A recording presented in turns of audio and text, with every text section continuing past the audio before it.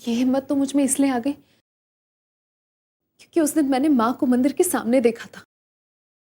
यहाँ माँ ठोकरे खाएगी तो अपने आप दिमाग ठिकाने पर आ जाएगा उसका। माँ, आपकी इन्हीं बातों की वजह से ना एक दिन हमारे लिए बहुत बड़ी मुसीबत खड़ी हो जाएगी। ये सवाल मेरे दिमाग से निकल ही नहीं रहा। वो मुझे देख के एक अजीब तरीके से रिएक्ट करती है, जैसे वो मुझे जानती ही नहीं है। आखिर आखिर इस अजनबीपन की वजह क्या है रोहित? घड़ी तो आपने पहन रखी होगी, क्या वजह है? दोपहर के 1:30 बज रहे हैं। अगर किसी के घर से कोई इस तरह गायब होता है तो सबसे पहले तो वो शख्स कुछ देर तक इंतज़ार करता है, फिर अपने दोस्तों रिश्तेदारों से पूछता है और तभी पुलिस स्टेशन में फ़ोन करता है। मगर आपने तो सीधे यहाँ फ़ोन खड़का दिया। इस बात से ये साफ जाहिर होता है कि आप श्योर हैं कि आपकी बहन घर वापस नहीं आने वाली। मगर कैसे? खत तो उन्होंने छोड़ा नहीं। सच बोलिए मिस्टर अनिकेत, कानून से मदद मांगने से पहले सच बोलना ज़रूरी होता है, तभी हम आपकी मदद कर पाएंगे। आप मेरा यकीन कीजिए इंस्पेक्टर, हम लोग सुबह से उठकर इसी काम में लगे हुए। जहां फोन कर सकते थे, जहां भी पता लगा सकते थे, वो सब कुछ कर लिया। फिर मैंने सोचा टाइम वेस्ट करने से बेहतर होगा कि हम आपको इन्फॉर्म कर दें। ओह, बहुत अच्छा किया आपने। वैसे मिस्टर अनिकेत, मुझसे पहले इस केस की छानबीन कर रहे इंस्पेक्टर भोंसले ने मुझे इस केस के बारे में सब कुछ बताया है। आपके घर में एक के बाद एक जो ये हादसे हो रहे हैं, जिसका सिलसिला अभी भी जारी है, इसके पीछे किसी की साजिश तो नहीं? अब देखिए ना, आपकी पत्नी अर्चना, सडनली उनका एक्सीडेंट हो गया और जैसे ही वो हॉस्पिटल से घर लौट कर आई, पता चला उन्होंने खुदकुशी कर ली। और अब उसके बाद ये सारी नई बातें, इस एक घर में हो रहे कई हादसे मुझे शक में डाल रहे हैं मिस्टर अनिकेत। इसीलिए तो मैंने आपको फोन किया। आप छानबीन कीजिए, जो भी सच्चाई होगी अपने आप सामने आ जाएगी। ओके।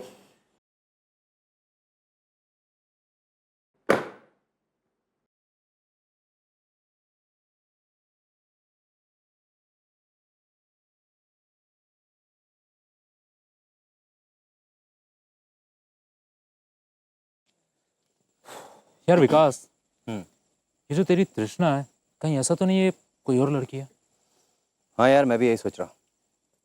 लेकिन अगर ऐसा होता तो ऋषिकेश में तृष्णा का पता क्यों नहीं मिलता? मतलब कि ऋषिकेश में तृष्णा नहीं है। और तूने भी मुझे कहा था ना कि तूने पूरा ऋषिकेश छान मारा, तुझे तृष्णा नहीं मिली। मुझे ऐसा लगता है कि तृष्णा ऋषिकेश की रहने वाली नहीं है।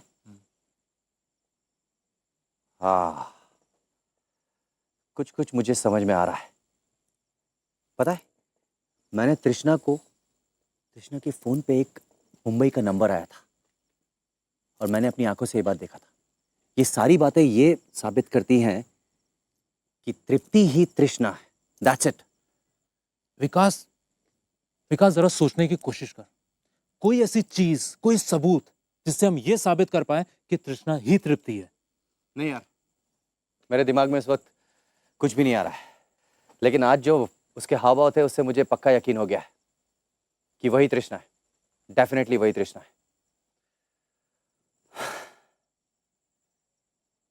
हे, वो देख, अबे ये तृष्णा की सहेली है, पल्लवी। ये तो नैनीताल में होनी चाहिए ना, ये यहाँ क्या कर रही है? यही तो समझ में नहीं आ रहा यार। ये मामला पूरा उलझता जा रहा है और मुझे ऐसा लगता है कि ये मामला यही सुलझा सकती है। Come on, let's follow her. Come on, come on, come on. Auto auto, SV road चलेंगे? चलो।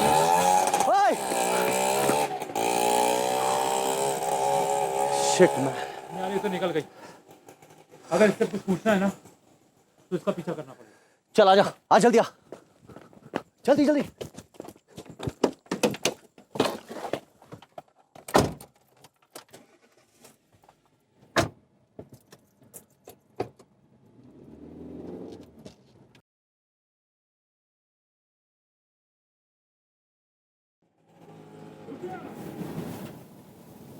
कितने हुए जल्दी बताओ। ये लीजिए, आप चेंज रख लीजिए।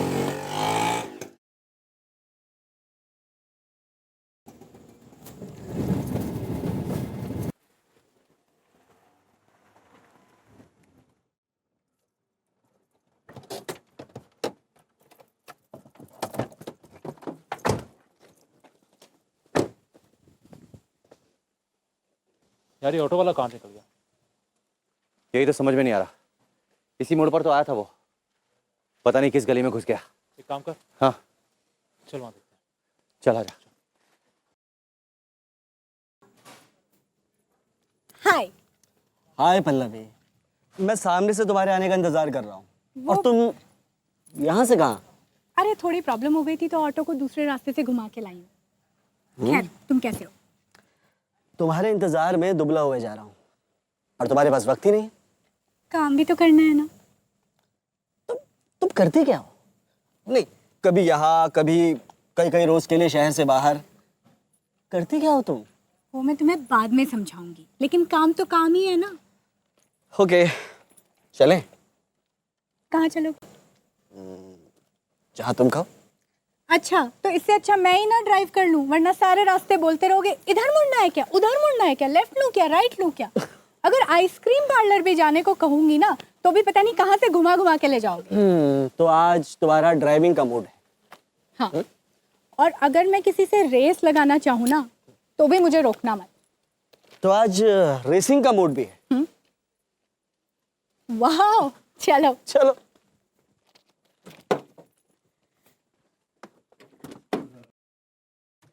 अब तो तुम्हारी जिंदगी भगवान के ही हाथ में है, हाँ मुझे लगता है। और या फिर मेरे हाथ में। अरे लाइट ऑन कर लेती तो बहुत अच्छा।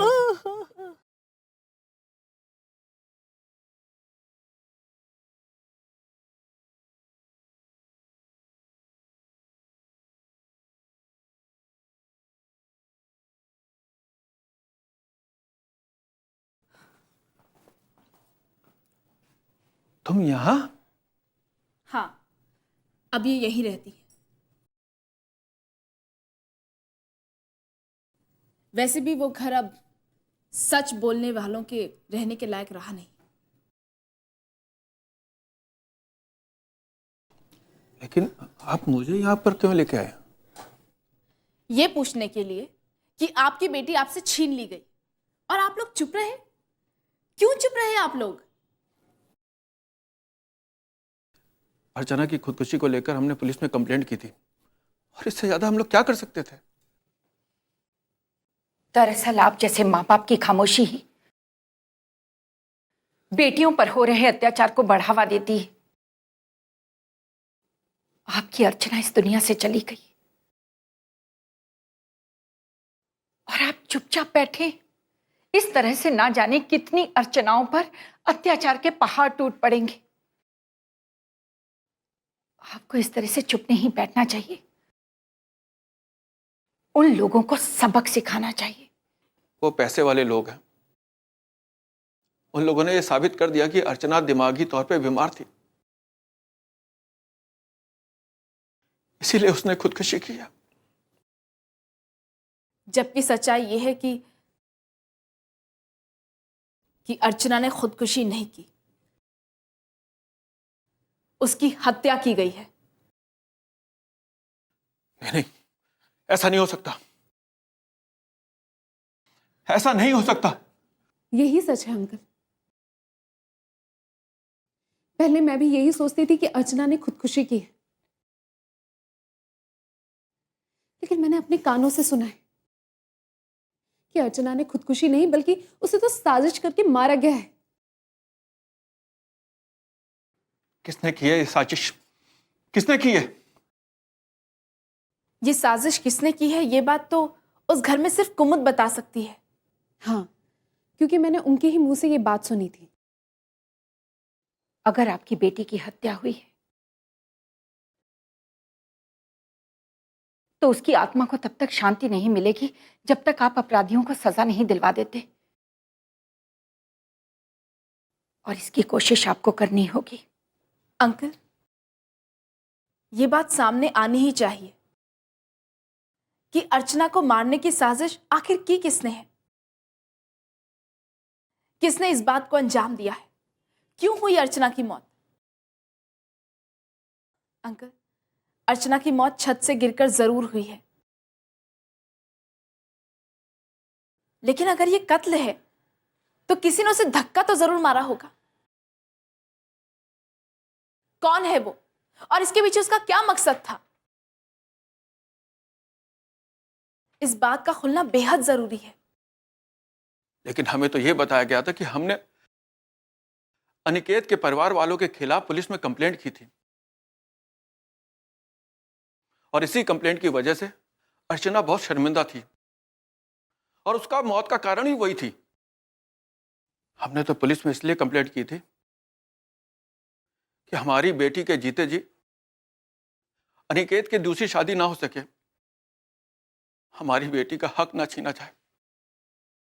और पुलिस में कंप्लेंट करने की वजह से हमने अपनी बेटी को खो दिया। और आप लोग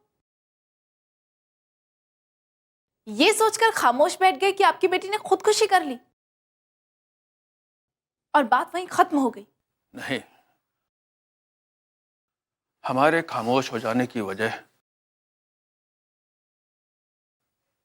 कुछ और थी।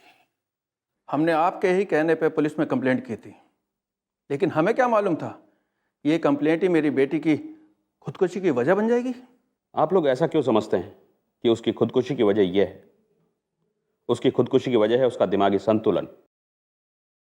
उसकी खुदकुशी की वजह आपकी कंप्लेन करना नहीं है, उसका मानसिक तनाव है। मिल गया ना सकूं, देख लिया ना आपने अंजाम क्या हुआ। हम तो अपनी बेटी को भी खो चुके। और वैसे भी अब तो जो होना था सो हो गया। हमने खुदकुशी के बारे में पुलिस में कंप्लेंट लिखवाई, लेकिन इसके बावजूद भी अनिकेत को आराम से जमानत मिल गई। इसके बारे में आप क्या कहेंगे? देखिए, ये खुदकुशी का मामला है, इसमें ज़्यादा कुछ हो भी नहीं सकता। मुझे अफसोस है कि अर्चना को बचाने की कोशिश में भी हम अर्चना को बचा नहीं सके। अब तो वैसे भी वो इस दुनिया से जा चुकी है और अब इस बात को यहीं ख़त्म कर देना ही अच्छा है। वो खुदकुशी भी उन लोगों की वजह से ही हुई है। इस बात को साबित करना बहुत मुश्किल होगा, क्योंकि अब ये बात अदालत तक जा चुकी है कि उसकी दिमागी हालत ठीक नहीं थी। और वैसे भी अब हम कुछ भी कर लें, अर्चना तो वापस आ नहीं सकती। देखिए, मैंने यही कहने के लिए आपको यहाँ बुलाया है कि अब पुलिस के चक्कर लगाने की कोई ज़रूरत नहीं, और अगर हो सके तो आप लोग अपने गांव वापस लौट जाइए। हम इतनी जल्दी गांव वापस नहीं जाएंगे। यहाँ रहकर वैसे भी कुछ नहीं हो सकता। मैंने बाकायदा इसके बारे में सब कुछ पता कर लिया है। बेकार में वक्त गंवाने वाली बातें हैं। मैं आपको एक बार फिर आगाह करना चाहूँगा कि उन लोगों को बेवजह फंसाना उचित नहीं होगा, इसलिए इस बात को यहीं ख़त्म कर देना चाहिए।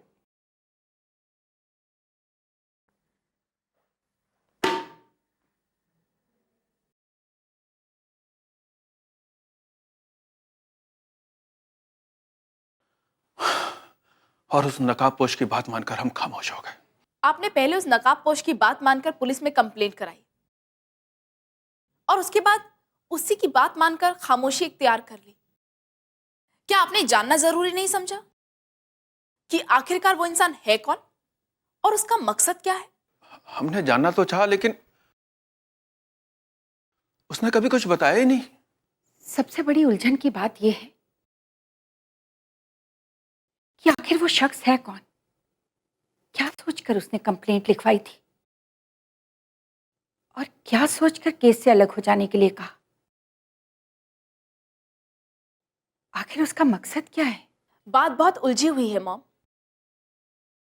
मुझे लगता है ये कोई बहुत ही गहरी साजिश है। हाँ, अब तो मुझे भी लग रहा है कि इसके पीछे कोई गहरी साजिश है। आपके पास उसका कोई नंबर तो होगा? नहीं, उसने अपना नंबर कोई नहीं दिया, बल्कि वो जो भी फोन करता था वो कोई प्राइवेट नंबर था। बस मोबाइल पे प्राइवेट नंबर लिख के आया करता था। कहीं ऐसा तो नहीं कि कुमुद मामी उस नकाबपोश से ही बात कर रही हो? क्योंकि फोन पर घर में किसी से बात करने की उन्हें जरूरत तो है नहीं। आप ठीक कह रही हो दीदी, हमें किसी भी तरह इस नकाबपोश का नकाब उतारना ही होगा। पता करना होगा कि ये है कौन और क्या चाहता है।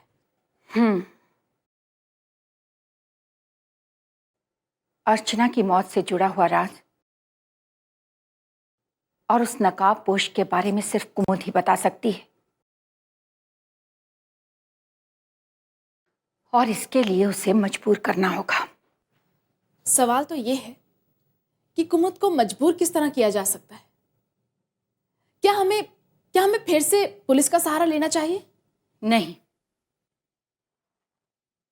अगर हमने पुलिस का सहारा लिया तो हम पर यह इल्जाम लगाया जाएगा कि अनिकेत की दूसरी शादी हो रही है और हम वो होने नहीं देना चाहते।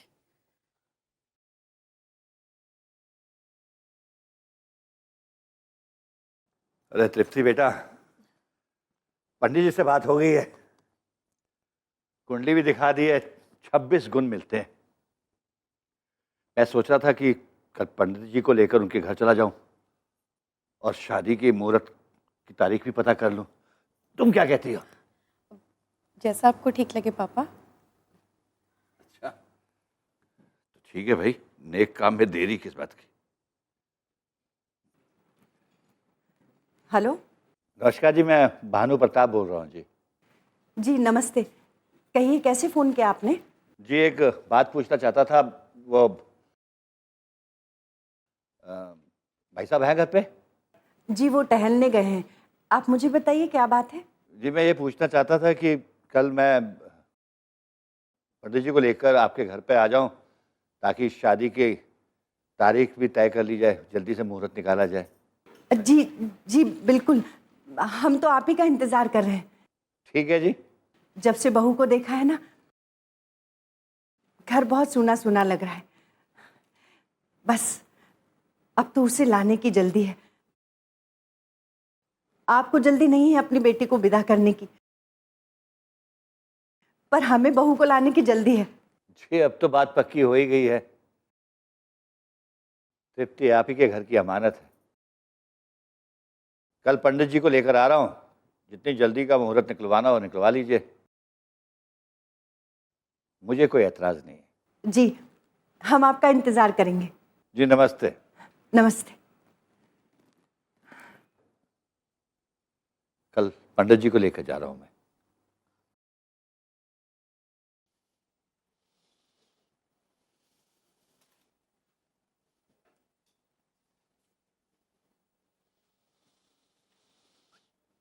हाँ, अब इसमें शक की कोई गुंजाइश ही नहीं रही कि तृप्ति ही तृष्णा है और पल्लवी भी यही है, इसी शहर में। काश कि मैं उस दिन उसे पकड़ने में कामयाब हो जाता, काश। लेकिन अगर पल्लवी यहीं इसी शहर में है तो वो ज्यादा दिन मेरी नजरों से छुप कर नहीं रह सकती। रोहित को तो मैंने कह ही दिया है उसे ढूंढने के लिए। कहीं ना कहीं वो जरूर मिल जाएगी, और अगर पल्लवी मिल गई तो ये मामला आसानी से सुलझ जाएगा। अब माँ। विकास, कल समधी जी पंडित जी को लेकर आ रहे हैं। मैंने तो उनसे साफ साफ कह दिया है कि मुझे बहुत जल्दी घर लाना है। उन्हें भी कोई एतराज नहीं है। मैं तो पंडित जी से कहने वाली हूँ, जितनी जल्दी का हो शादी का मुहूर्त निकाल दे। ऐसे क्या देख रहा है? तुझे इस बात से खुशी नहीं हुई? नहीं माँ, मेरे लिए इससे बड़ी खुशी की क्या बात होगी। तुम्हारी मौसी तुम्हारी खुशियों का इतना ख्याल रखती है, तुम्हें इनसे झूठ बोलने की कोई जरूरत नहीं है। लो जीजी, ये भी आ गए। जरा इनसे कोई पूछे क्या कर रहे हैं आप यहाँ पे? ये क्या बकवास कर रहे हैं आप? बकवास नहीं, सच्चाई है ये। आपने अपने बेटे की दूसरी शादी करने के लिए मेरी बेटी को मार डाला।